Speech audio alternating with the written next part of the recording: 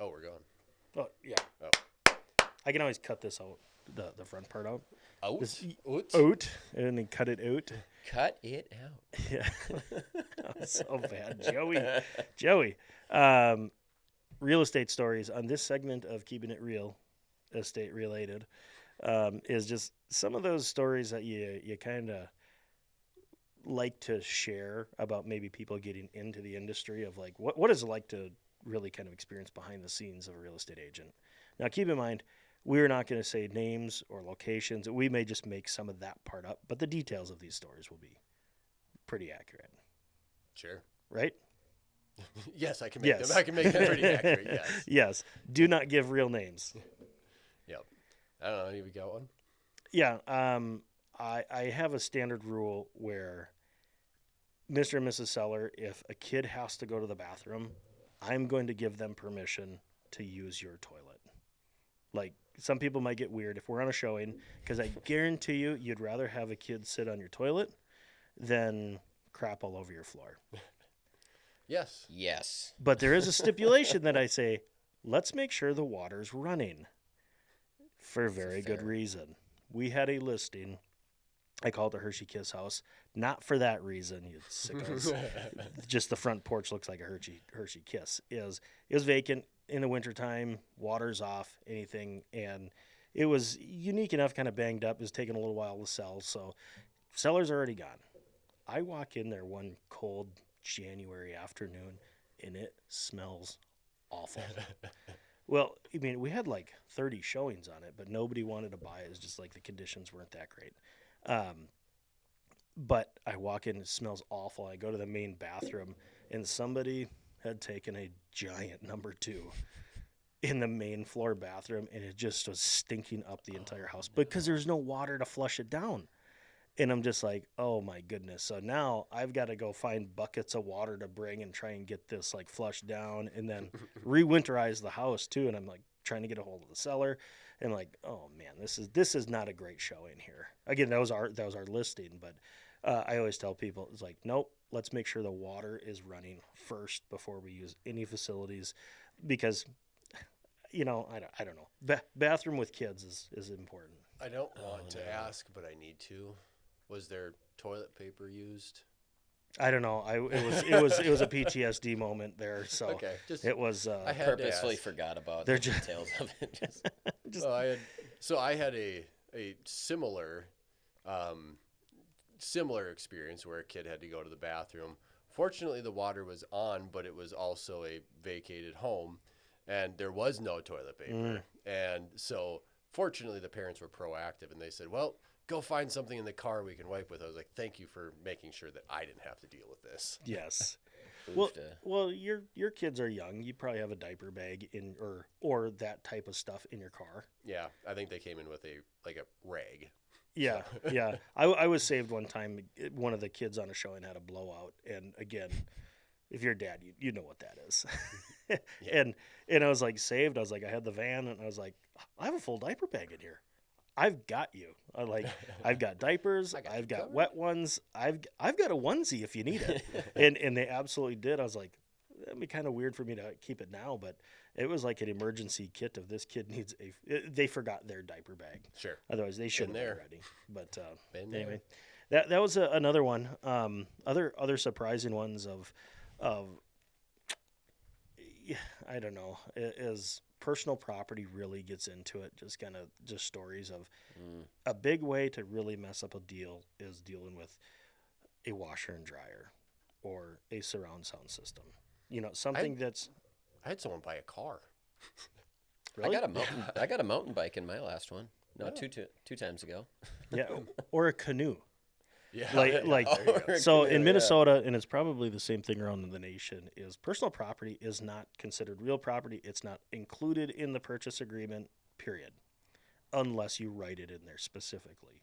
So if you imagine a house and you pick it up and you try and shake everything out of it, everything that fell out is personal property. If it became unplugged and it fell out, personal property. Think your fridge, stove, washer, dryer. If it's built in, yes, it goes with it. But if you don't put it in, it's not considered to be a part of the contract. even if somebody has all of the intentions of the world of leaving it. Now, this was, I think both people were in the wrong here, and it just happened at a really awful time. It was washer and dryer not included in the sale. We talked about it, said, well, no, I'm going to leave that anyway. We talked about it, but it wasn't in the contract. Sure. I've got the seller. And now it's a problem at closing because this person took them. And this agent completely irate. And I said, I understand. It wasn't in the contract, though. I know what her intentions were. And those intentions changed, but they wasn't in the contract. Right. I said, you can fight it all day long, but it wasn't in the contract. And you feel bad. I'm like, my customer did something wrong. Yeah. Yeah. But that agent also did something wrong by not including it in the contract. And then it was just like amplified that it was the morning of my grandpa's funeral. And it was like, and I was getting calls left and right and berated by both sides. Yeah. And I'm just like, people, give Both this a couple of sides? hours. Yeah, well, agent and client saying, I'm taking these. Oh, okay. And I I'm was like, they were upset with you? Oh yeah, So- they were. I mean, I said, Really? well, yes, I told you said you were leaving them, and I know it's contractually, yes, you can keep them. Yeah. We had that very similar But- situation with a canoe. That's what was brought up earlier. Yeah, And it was, yeah. Tell that story. Well, so we had sellers who said, "Hey, if it's okay with the buyers, we're gonna leave all the stuff in the garage," and we're just kind of like, okay, and the buyers were like, "Yeah, we want the stuff," and so that was kind of how we left it. Well, final walkthrough came, and there was still some stuff outside, like along the side, and it was garbage, and then there was a canoe out in the back, and they're like, "Hey, we need all this garbage out of here." And, this is the day before closing. And they're like, you know what? If you guys just pitch in, $300 or something for a dumpster, we'll just call it even. And we're kind of like, all right, just to make this problem go away, I think, $300 is worth it. Well, the morning of closing came, and the seller's brother came to town, and he had this idea that he was going to pick up the canoe. Canoe is in the backyard. Picks it up, and now, granted, none of this is in the contract. This is just verbal. And we're like, yeah, we're going to take care of the garbage, whatever. And so he picks up the canoe, and it was after closing. New buyers go back, and they're like, hey, where's the canoe? And I was just like, I don't know. I don't know where the canoe is, And so my sellers are like, oh, yeah, the seller's brother came and picked it up this morning. So I let them know, and they're like, well, we already bought a motor for it and all this stuff. And I was like, I don't know what to tell you. Like, we said that we're just kind of leaving. What I told them at the beginning was the stuff in the garage is being left. That was kind of just the end of the whole story. And so anyway, buyers were upset that But the it canoe- wasn't in the garage. But it wasn't in the garage. This was out in the back, and it was a whole thing. And I was just like, you know what? Go buy a different canoe. It was worth $100 anyway. Like, Yeah, it's just not that big of a deal. I mean, but- this isn't like a handmade cedar canoe where No, there's 1,500 hours in this. no, it thing. didn't look good.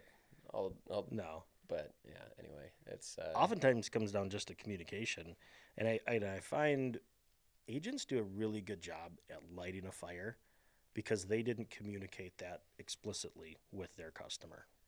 right.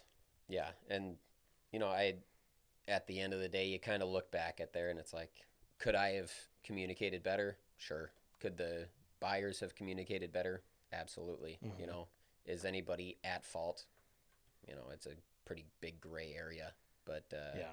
Not But- really. They took a canoe that was theirs. and that's what I told. I was like, look, this is their stuff. It's not in the contract. They're allowed to take their stuff. Yeah. So Yeah. anyway, people don't like to hear that. Yeah.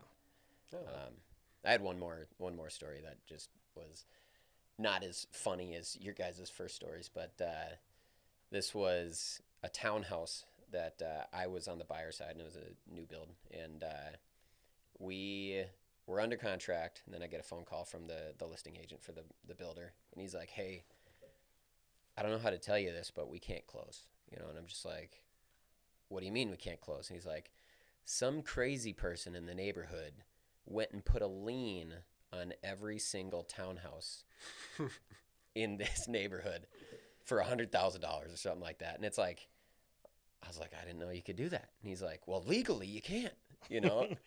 and it took 5 months, maybe something like that, for the court and, you know, to actually figure out what's going on and get the lien off the, you know, off the property. And it's still one of those things that I think back and I'm just like, I cannot believe.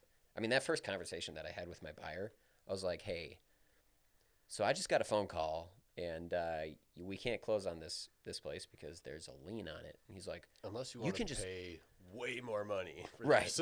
Right. And he's like, you can just put a lien on anything?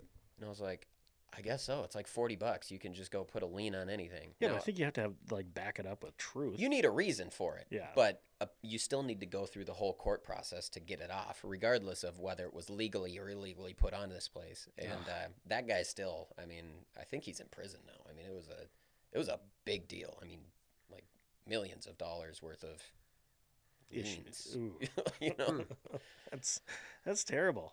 Oh my goodness, the stuff that happens in this industry that's crazy sometimes. Yeah.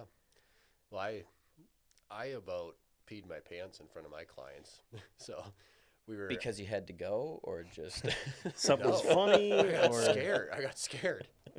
We were at a showing and just kind of walking through the house, and it was actually with people that I went to high school with. So I was feeling very comfortable. It wasn't worried about drinking extra water. I think I remember the story. Wasn't worried about my life or anything, and kind of walking through the house, and I think it was a split entry. We were walking up from the basement, and so the garage was the last thing we were going to check on the way out, and kind of open it up, and it's dark as I'm opening it, and I swing the door open and look around the corner, and there's this person that's about 8 feet tall.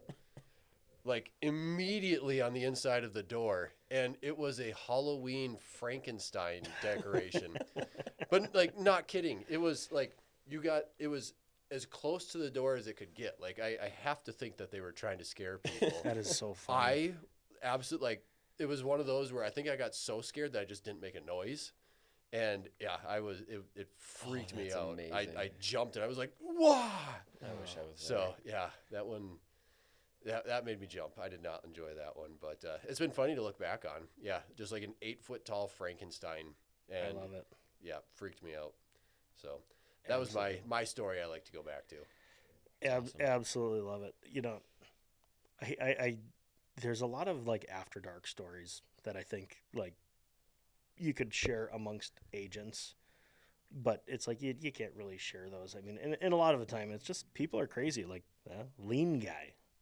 The crazy lean guy. The crazy lean guy. But, there's some really awesome stories that we get to see, too. I will tell you, one, she was very, very pregnant. She was like 8.5 months pregnant. And who is she? No, I'm kidding. Yes. Yeah. They were buying their first house, and we walk into this. I was almost said a location, but it's in a surrounding town, and it smells so good in the house. It was like fresh chocolate chip cookies. Ooh. And anyway, we go through it and like, oh man, it smells great. And I go, oh, they're just trying to get you to, oh no, my camera. I heard that. Oh, let's see if it actually. Oh, I think the battery might be dead. Anyway, no, here we are. Fresh chocolate chip cookies. So they're just trying to get you to buy it. And the next thing I hear is, it's working. Her mouth is completely filled with chocolate chip cookies, and anyway, they did end up buying it. But again, she's just so pregnant, and she's just mowing down these chocolate chip cookies. Awesome. And I'm like, you know what? If you got the time to make chocolate chip cookies and you want to entice somebody to buy it, hey, maybe that worked. Maybe she had a craving for it. It's working.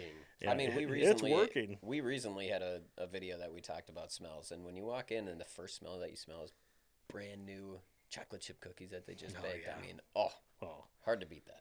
Absolutely. Cinnamon rolls, sourdough bread. Christmas time, there's cinnamon stuff sometimes. Pine. Cinnamon stuff. Yeah. Yeah. I don't know exactly what it is, but it smells like cinnamon. Fireball. It's great. 3-year-old toddler. It's called cinnamon. It's called cinnamon, Tyler. Oh, I thought it was Fireball. Oh, okay. 3-year-old toddler is my favorite scent. Oh, gross. Ooh. That's a Yeah. mixture of dirt, wet diaper, and syrup. That's our house right now. No offense to your kids. So, They're fun. all right. Well, that's this week's segment of Keeping It Real, Yes. estate related. It's great.